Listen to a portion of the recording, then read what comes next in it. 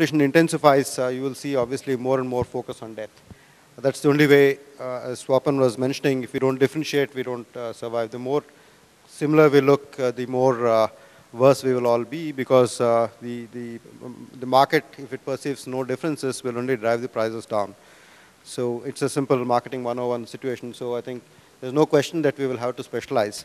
And it's not trivial to specialize in this area. If somebody wants to focus on oncology or pediatrics, as you mentioned, I think it needs tremendous depth, tremendous amounts of investment. And I also would like to go back to the point that Swapan made a little while ago, which I think is very critical, which is that companies which want to work with us expect nothing but the best, but then the usual equation in terms of the financial equation or the business equation has certainly not been conducive to making tremendous amounts of investment.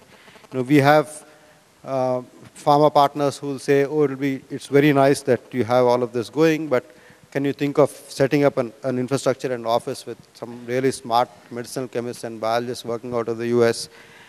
Can you actually get your animal facility ALAC certified because our board would like it? Sure, I'll do all of that, but if proportionately we get paid to be able to do that, we would. But so it's not easy to build depth unless we are able to create more value, and you can't blame pharma companies for not paying you more. They'll pay you exactly what they can otherwise get alternate services in the market from. But kind of a self-fulfilling prophecy as well. I think it again points to saying to create more value, you have to be really good at something. To be good at something, you'll have to specialize. So you will get to be more and more niche players when you want to create value. So I think it's a prophecy that will come true by default, and I think I certainly see it already happening. Like in our instance, we are putting a lot of focus around oncology and inflammation to the exclusion of other diseases. Hi, this is Sai Prasad from Bharat Biotech. I take care of business. I think rightfully so. I think we need to get away from this, what I call as infatuation of comparing ourselves to either US or China or any other country.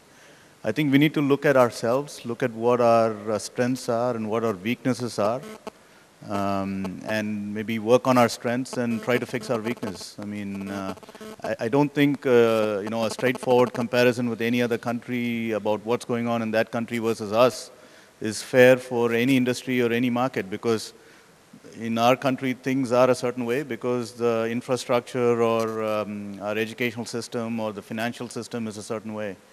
So, let's focus on, if quality is our strength, let's focus on quality. If innovation is our strength, let's focus on that. I think weakness is our regulatory system where the timelines are very cumbersome. Let's all make an impassioned plea to our regulators to make it more transparent and strict and streamlined. That's what I would ask. Because right now, our regulatory system in our country is very confusing. So if a Pfizer wants to do clinical development in India or preclinical development on a large animal, they have to wait 8 months to get a permission or 6 months to get a permission. So let's work on those kind of issues. I don't think comparing with China or Brazil or US is going to get us anywhere, because their industry is set up a certain way because of their skills and their regulatory system. Thank you. Who they'll work with, they actually are looking at India and China. So it's very hard to, be blind about what's happening out there. But I agree with you. I mean, at the end of the day, you have to, deliver on your strengths, build on them. So that's reality of business. Hindering only CRO. There's a hell lot of industries in India which are suffered by regulatory hindrances, but they're still growing. And they're outpacing a lot of other competitors. Maybe the pharma industry. They have taken cues, they have made their geographical expansion, they have adapted to these environments. So I wouldn't say that, okay, we just keep our hands up and say, hey, these are the policy paralysis, and I just sit back. Maybe we have to find out a solution. And if you see, the pharmaceutical group has come up with the Lazor, Lupin, Aurobindo, Zydus, Orchid, Ranbaxy, coming up together, saying, fair enough, we can't beat the government policy, let's do something else. Let's at least form consortium in certain space where we can't compete or we are not a direct competitor. So I think that's where we'll also see the majority of the industry is right now, he just mentioned 10 years. Whereas the pharma biggies have been here in India for, I don't know, since ages. So I think it will take time, but yeah, we do foresee such kind of consolidations also happening. Maybe also I would like to add, because we are pretty close to the closing stage. Yeah, what do you want to add, please? My name probably invest in one company. So I manage a portfolio of about 40 companies right now. The issue I see is, where I'm coming from is, there is not enough innovative business models coming out of the CRO industry from India, which is prohibiting investors like us to collaborate. And let me give an example. Like say, for example, I have always been looking for a partner who basically can put across part of the risk capital in conjunction with an investor like us. From standpoint of funding. So, as I mentioned, many companies have balance sheets. I can't say we have the same. We are kind of, even if you isolate those companies from their parents or their other divisions, then all of our companies' balance sheets are reasonably small. There's a lot of money into infrastructure, but you don't see, huge retained earnings and building up of cash. So that's where some of the limitation is, that if you really ideally want to do this, you need to take a portfolio approach. You can't take one target and put all your eggs in that basket. So you need to have a portfolio. You need to have, somebody that is bringing in the early part of the discovery process, which over time, it will take us still a lot of time because our biology is still fairly primitive here. So you need somebody to bring up that aspect. And if you have a company, let's say a pharma company, that is willing to look at a business model where they will put a certain amount of money to kickstart the projects in a seed form, and which will allow us to experiment with a few targets and probably through attrition get them down to a more manageable number. And at that point, we think that if we reach a certain point, then we need venture capitalists like you to come forward and say that, okay, I don't want a single molecule risk, but you have a portfolio, and maybe part of that portfolio has reached a certain point, maybe one of them has gone, beyond preclinical development.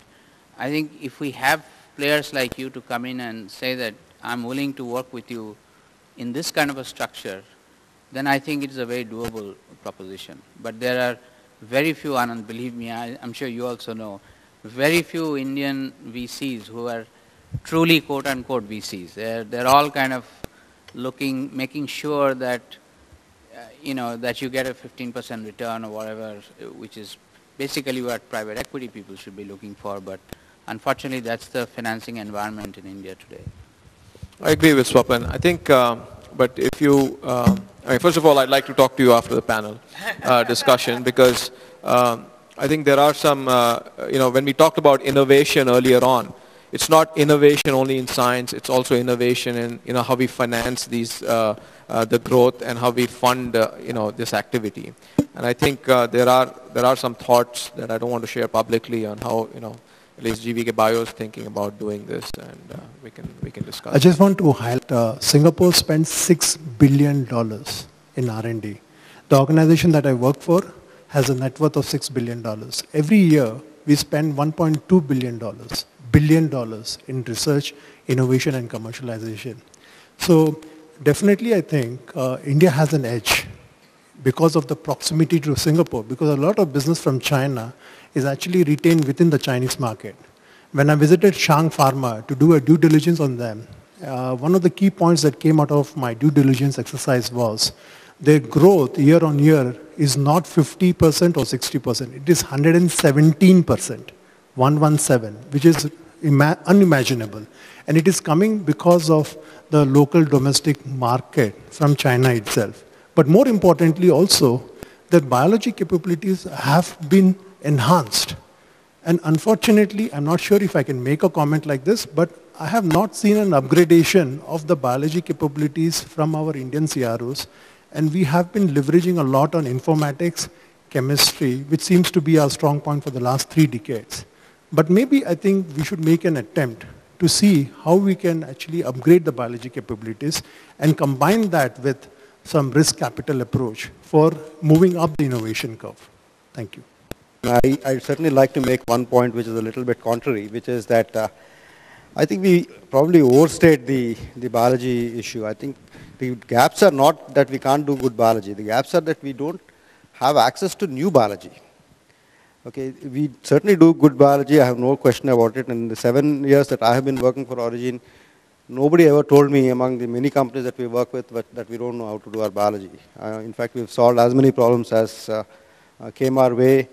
We've learned a lot. I think we've also contributed a lot even